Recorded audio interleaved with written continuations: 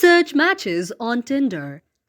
If any day you would like to search the matches on Tinder application but do not know how to do that, then just don't worry, just follow the following steps as shown here. First of all, you have to launch the Tinder application on your mobile device. In order to do so, you have to go to the search section of your mobile device and search the Tinder application out there. If not, you can also manually search the Tinder application on your mobile device by scrolling left or right.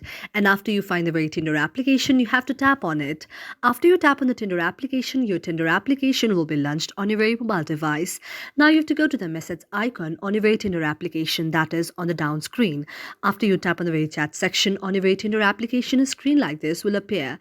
Now you have to go to the option of the search here, and after you go to the search here, you can search any of the matches that you want. After you search any of the matches you want, the very match will be shown on the top of your very message icon in the message center there, and this way you can search your very match on the Tinder application on your Tinder account. Thank you for watching our video, and if you really like it, do not forget to subscribe our channel and also to like this very video and also to subscribe our channel and hit the bell icon for more other kind of TED videos for all of you.